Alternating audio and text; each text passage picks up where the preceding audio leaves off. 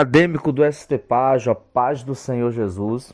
Vamos fazer uma oração para nós estarmos iniciando a nossa aula.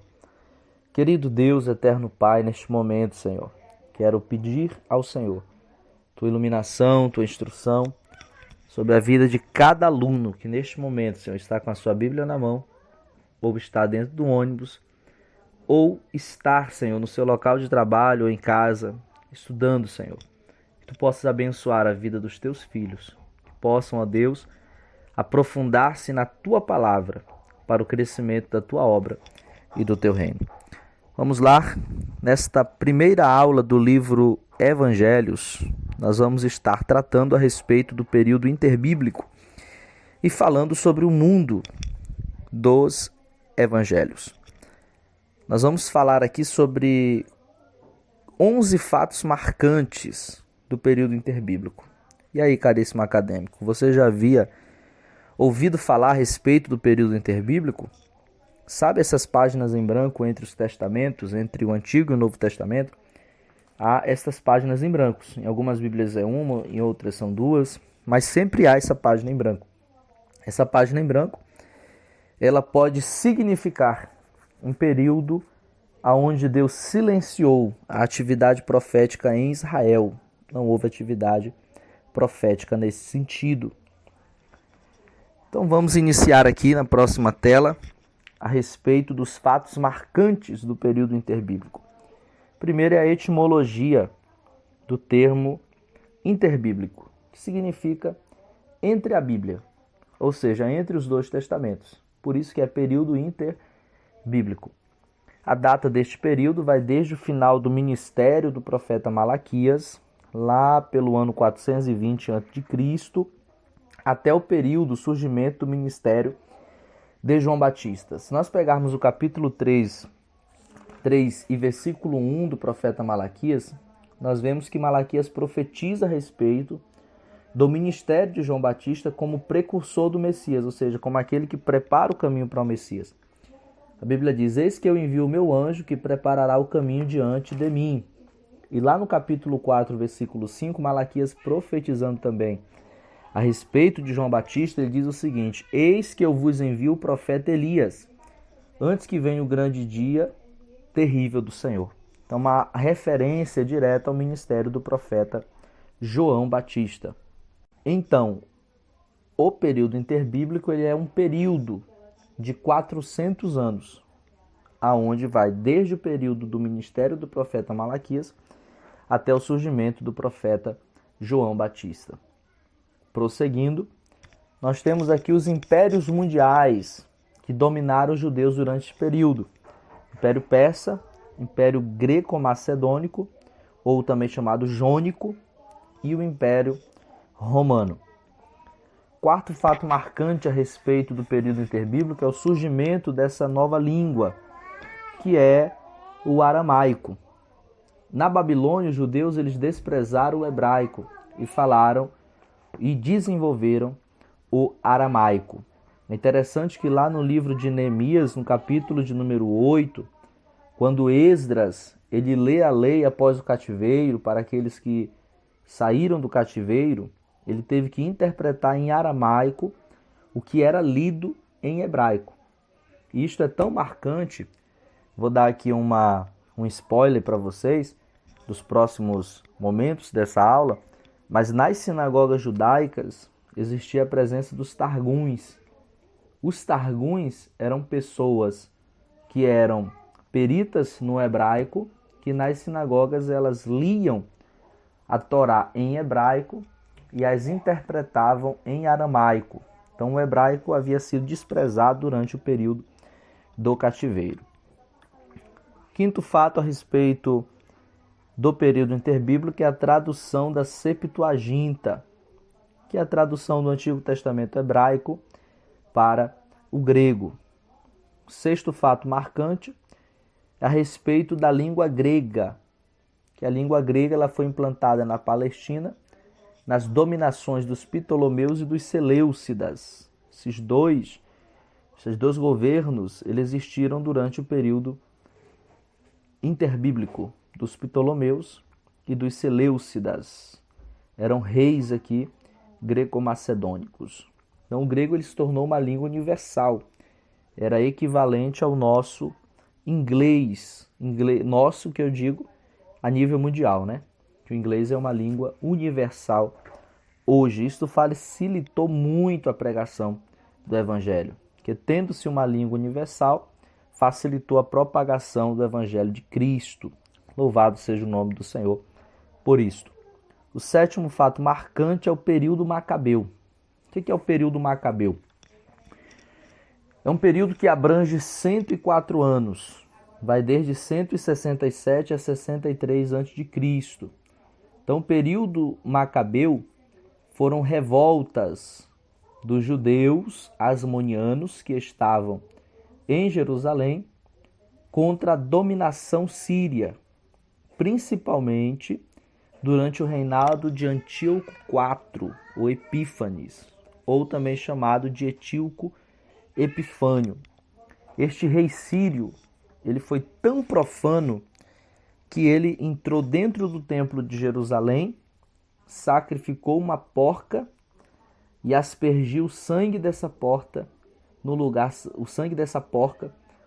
santíssimo. Então ele profanou o templo em Jerusalém. Oitavo fato marcante a respeito deste período interbíblico é a reconstrução e dedicação do templo. Judas Macabeu dirigiu-se aos homens nessas palavras: Eis, aí estão derrotados os nossos inimigos. Vamos agora purificar os lugares santos. Isto está lá no livro apócrifo de 1 Macabeus, capítulos 4, 36. Então, em 25 de Xisleu, ou de dezembro de 166 a.C., 3 anos depois que Antíoco Epifânio profanou com um porco o altar do Senhor, Judas dedicou o templo, ou seja, ele purificou o templo. E este ato de Judas Macabeu, que foi o grande líder da Revolução Macabeia, ficou conhecido como a festa da dedicação e aparece lá nos Evangelhos, lá em João, capítulo 10, versículos 22 e 23. Leiamos aqui o livro de João, capítulo de número 10, e os versículos 22 e 23, que diz o seguinte: Em Jerusalém havia a festa da dedicação e era inverno. Então essa festa da dedicação é justamente este ato de Judas Macabeu, quando purificou o templo por conta do ato profano de Antíoco o Epifânio. Prosseguindo, o nono fato marcante a respeito do período interbíblico é o poder romano em Israel a partir do ano 63 a.C. É importante frisar que antes disso o mundo já estava sendo dominado por Roma. Só que em 63 se deu a tomada de fato de Israel. O décimo fato marcante a respeito do período interbíblico são as seitas político-religiosas. Quais são as seitas principais que surgiram aí durante o período interbíblico? A primeira são os escribas, do hebraico soferim, do grego gramateus. Quem eram os escribas? Eram escrivães reais, eram organizadores de tropas para a guerra, eram peritos no livro santo. Um dos escribas grandemente conhecido na Bíblia é o escriba Esdras. Abra sua Bíblia aí, querido aluno, no livro de Esdras, capítulo número 7, versículos 6 e 11. Esdras 7, versículos 6 e 11. 6 e 11 diz: E este Esdras subiu de Jerusalém e era escriba, hábil na lei de Moisés, dada pelo Senhor Deus de Israel. E segundo a mão do Senhor seu Deus que estava sobre ele, o rei lhe deu tudo quanto lhe pedira. Ou seja, nós vemos aqui que um escriba era alguém hábil na Torá, hábil na lei do Senhor. Ainda no versículo 11 do capítulo 7 de Esdras diz: Esta é, pois, a cópia da carta que o rei Artaxerxes deu ao sacerdote Esdras, o escriba das palavras, dos mandamentos do Senhor e dos seus estatutos sobre Israel. Então o escriba, no período interbíblico no Novo Testamento, constituiu-se num bloco político ao lado dos fariseus. Então, antes do período interbíblico, o escriba ele tinha essa prerrogativa de alguém perito na lei. Durante o período interbíblico e nos evangelhos, nós já vemos que eles estão ao lado dos fariseus como um grupo político. Isto está aqui em Lucas, capítulo de número 5 e o versículo de número 17, onde a Bíblia diz o seguinte: E aconteceu que num daqueles dias estava ensinando e estavam ali assentados fariseus e doutores da lei, que tinham vindo de todas as aldeias da Galiléia e da Judéia e de Jerusalém, e a virtude do Senhor estava com ele para curar. Então, segundo Flávio Joséfos, essa expressão doutores da lei, ela é sinônima a escribas, ok? Então, eles tiveram um papel expressivo no ministério de Jesus, né? Os escribas tiveram um papel expressivo na perseguição, juntamente com os fariseus, ao ministério de Jesus. E os escribas, eles também tiveram um papel decisivo na perseguição da igreja. Olha o que diz aqui em Atos, capítulo 6, e o versículo de número 12. E excitaram o povo e os anciãos e os escribas, e investindo contra ele o arrebataram e levaram ao conselho. Então os escribas tiveram um papel proeminente na morte de Estevão, primeiro mártir da igreja. Então, já que vocês já sabem um pouco sobre os escribas, falaremos um pouco sobre os fariseus, do grego farisaios, que significa separado. Então eles se autodenominavam quedusins, ou seja, santos. Então os fariseus, eles eram alguém que eles se autodenominavam separados. É interessante que os fariseus, eles combateram ao lado de Judas Macabeu para resistir a Antíoco Epifânio. Ou seja, eles se uniram nas revoltas macabeias que ocorreram no período interbíblico, resistindo às opressões de Antíoco Epifânio. Então eles criam no livre-arbítrio, os fariseus, na imortalidade da alma, na ressurreição do corpo, na existência de anjos, na recompensas após a morte, tanto para recompensas boas para os justos e recompensas de castigo para os ímpios. Alguns fariseus conhecidos na Bíblia são Nicodemos, Gamaliel, Paulo. Interessante que a Bíblia ela nos mostra que muitos fariseus também creram em Jesus, creram no Evangelho. Em Atos, capítulo de número 15 e o versículo 5, a Bíblia diz o seguinte: Alguns, porém, da seita dos fariseus que tinham crido, se levantaram dizendo que era mister circuncidá-los e mandar-lhes que guardassem a lei de Moisés. Então os fariseus eram aqueles que se dedicavam na lei de Moisés e eles seguiam a lei de Moisés, só que também com muito tradicionalismo. Jesus ele fala a respeito do fermento dos fariseus, que era a hipocrisia. Então os fariseus eram alguém que tinham duas coisas como bandeira: o dízimo e a guarda do sábado. A guarda do sábado, por exemplo, eles não comiam ovo no sábado, porque a galinha poderia ter botado aquele ovo no sábado. Os fariseus não davam mais de 1000 passos no sábado. 1000 passos ali era a jornada de um sábado. Mas vamos continuando para falar um pouco também dos saduceus. Os saduceus, do hebraico saduquim, eram membros do sinédrio, eram judeus liberais, aceitavam somente a lei escrita, negavam a existência da alma, negavam a existência da ressurreição. Os saduceus eles eram mais envolvidos na questão política do que tanto na questão religiosa. Mas do grupo dos saduceus eram que saíam os sacerdotes.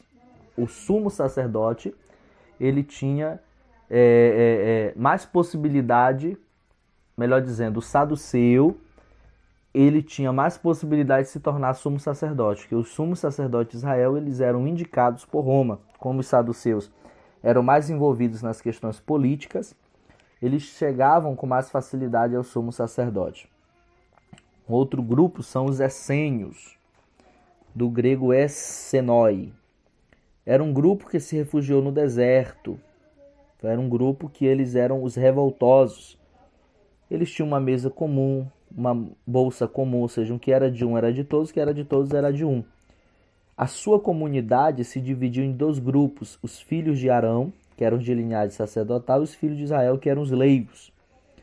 Eles não se casavam, viviam em aldeias, não fabricavam armas como flechas, lanças, escudos, não se interessavam pelo comércio, todos eram livres, não haviam escravos entre os essênios, e esperavam dois Messias, um para os filhos de Arão e outros para os filhos de Israel. Não acreditavam em anjos, não são mencionados nem no Antigo Testamento, nem no Novo Testamento. Então alguns aí querem dizer que Jesus era um essênio, não tem base nenhuma para dizer que tanto João Batista quanto Jesus eram essênios. Outro grupo que nós temos são os herodianos.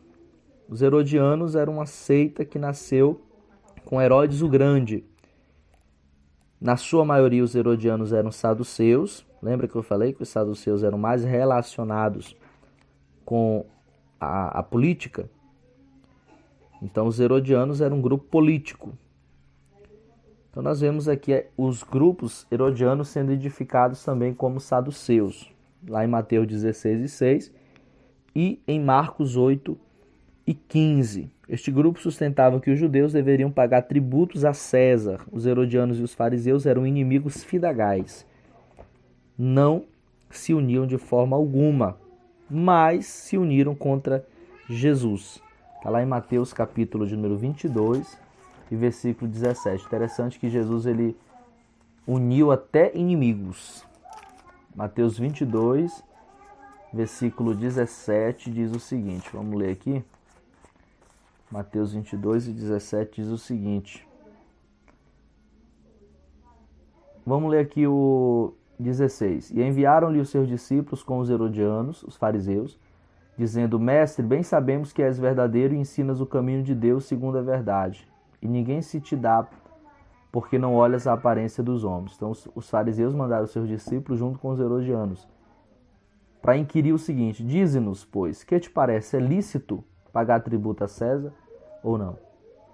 Jesus, porém, conhecendo a malícia, diz: Por que me experimentais, hipócritas? Mostrai-me a moeda do tributo. E eles lhes apresentaram um dinheiro. E ele disse-lhes: De quem é esta efígie, essa inscrição?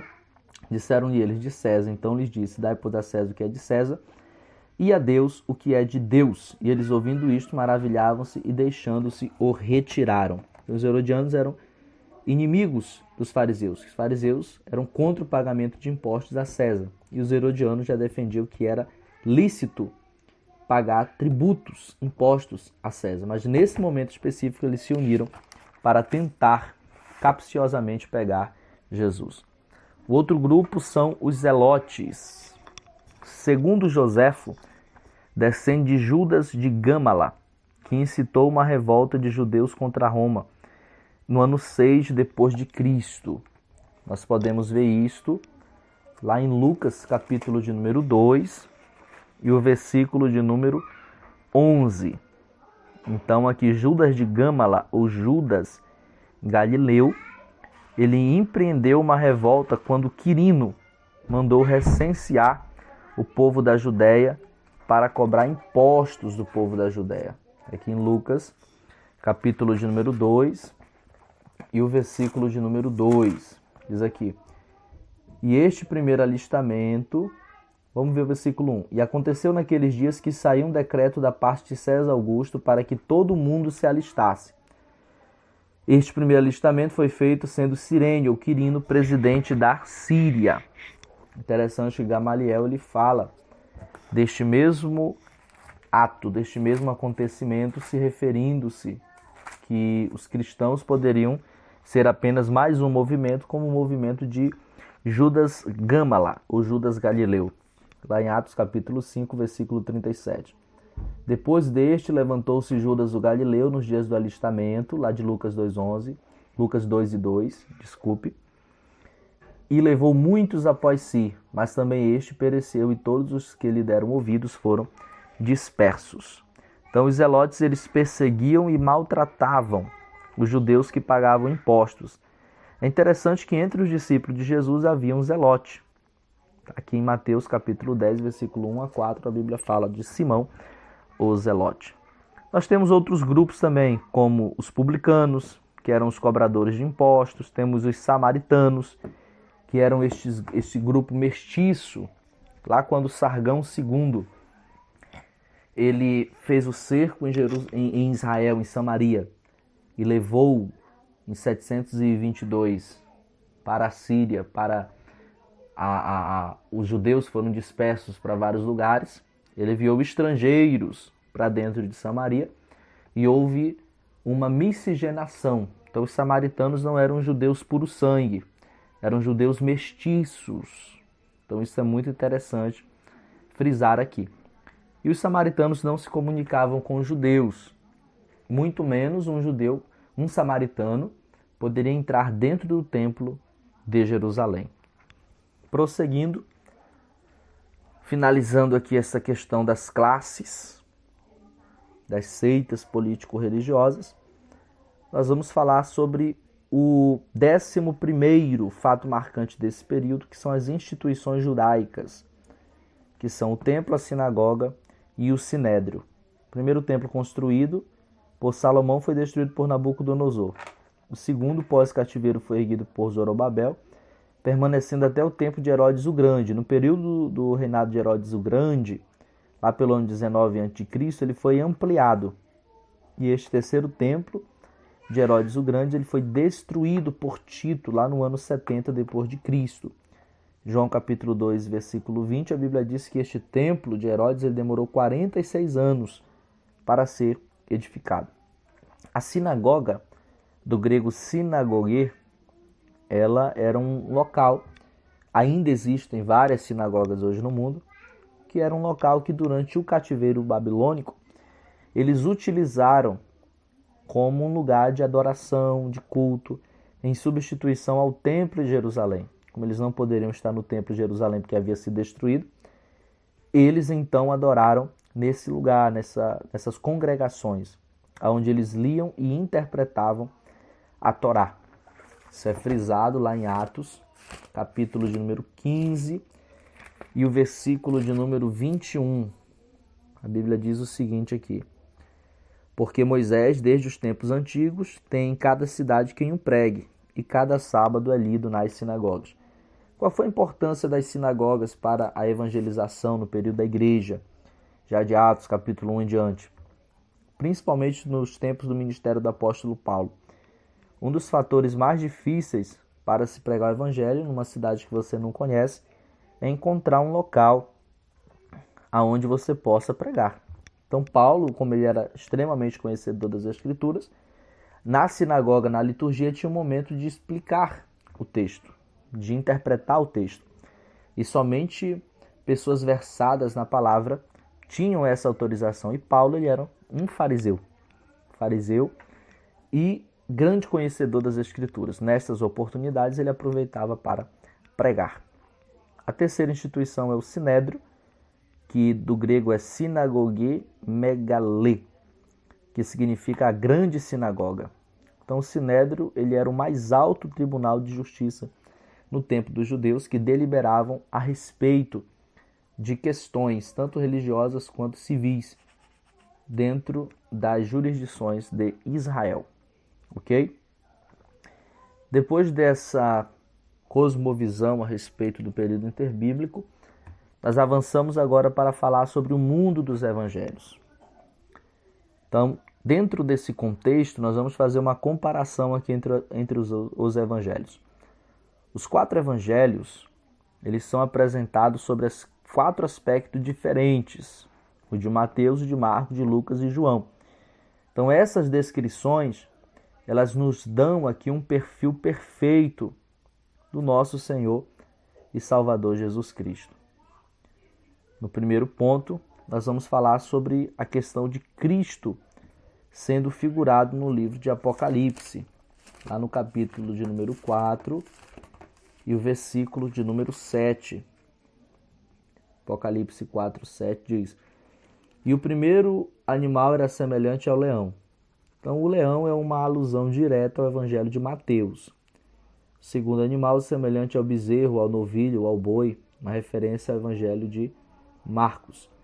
E tinha um terceiro animal, rosto de homem, referência ao Evangelho de Lucas. E o quarto animal era semelhante a uma águia voando, Evangelho de João. Então Cristo ele é figurado aqui no Apocalipse, cada animal deste representando um evangelho. O leão Mateus, o novilho Marcos, o homem Lucas e a águia voando João. Prosseguindo, propósitos de cada evangelho. Então o evangelho de Mateus ele foi escrito diretamente para os judeus. Nós vemos no evangelho de Mateus a genealogia de Jesus. O judeu gosta muito de genealogia. E isto atesta para os judeus a ascendência e descendência, que no caso, messiânica de Jesus. O Evangelho de Marcos ele foi escrito para os romanos. Então, o Evangelho de Marcos, representado aqui pelo novilho, para os romanos. Nós não temos tanta ênfase ao aspecto judaico, mas ao aspecto prático do ministério de Jesus. Não é à toa que ele é conhecido como o Evangelho dos Milagres. O Evangelho de Lucas foi escrito para os gregos. O próprio Evangelho de Lucas inicia falando que ele foi endereçado a Teófilo. Ou seja, Teófilo, ele era grego. Em Lucas capítulo 1, versículo 1. Tendo, pois, muitos empreendido por em ordem a narração dos fatos que entre nós se cumpriram, pareceu-me também a mim conveniente descrevê-los a ti, ó excelentíssimo Teófilo, versículo 3 do capítulo 1, por sua ordem, havendo-me já informado minuciosamente de tudo desde o princípio. Já o Evangelho de João é um evangelho que eu denominei aqui apologético. Por que apologético? Porque ele é uma defesa da divindade de Cristo. João escreveu à igreja enquanto estava em Éfeso a fim de combater os erros do gnosticismo. Ok? Para finalizar, falaremos aqui sobre a ênfase de cada evangelho. Cada escritor focaliza, no caso Mateus, nos sermões de Jesus, o de Marcos nos milagres de Jesus, o de Lucas nas parábolas e João na divindade de Jesus. Interessante que os três primeiros evangelhos, Mateus, Marcos e Lucas, são chamados de sinóticos, ou seja, semelhantes. Tem quase que o mesmo olhar. Mas é interessante frisar a ênfase de cada evangelho, dos quatro evangelhos, dentro do seu contexto e esfera de atuação. Estão aí as referências que foram utilizadas. Se puderem, adquiram esses livros, muito bons por sinal. Não é à toa que utilizei para abalizar esta aula. Parabéns por ter chegado até aqui. Que Deus te abençoe poderosamente. Até o nosso encontro, em nome de Jesus.